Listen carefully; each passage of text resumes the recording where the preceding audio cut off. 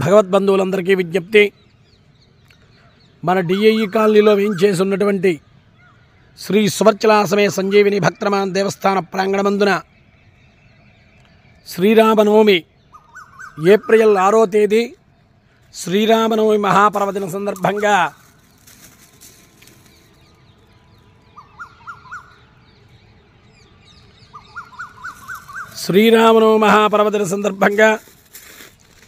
అష్టోత్తరశతనామ 108 మంది దంపతులతో దివ్యశ్రీ సీతారామ కళ్యాణ మహోత్సవం భగవత్ ప్రేరణతో జరపబడుతుంది. కావున భగవద్బంధువులందరూ కూడా దివ్యశ్రీ సీతారామ కళ్యాణ మహోత్సవంలో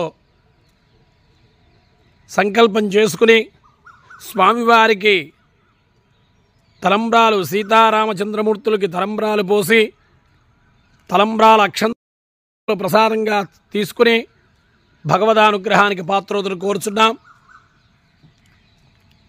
22వ సంవత్సరంగా మనం వసంత నవరాత్రి మహోత్సవాలు జరుపుకుంటూ దివ్యశ్రీ సీతారామ కళ్యాణాన్ని నానావిధ విద్యుత్ దీపాలంకరణ పుష్ప శోభాయమానమైనటువంటి దివ్య కళ్యాణ వేదికనందు నిర్వర్తించుటకు భగవత్ ప్రేరణ అయింది. కావున భగవద్బంధువులందరూ కూడా పాల్గొని శ్రీ పరమేశ్వర అనుగ్రహానికి పాత్రోతులు కోరుచున్నాం. జై శ్రీరామ్. శ్రీ సువర్చలాసమే సంజీవిని భక్తమాన్ దేవస్థానం, డిఏఈ కాలనీ, ఈసీఐఎల్, హైదరాబాద్.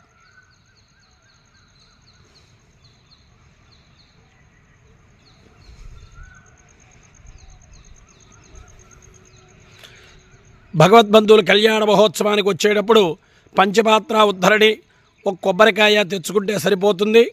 మగవాళ్ళు తప్పనిసరిగా పంచీ కండువా కట్టుకోవాలి. జై శ్రీరామ్.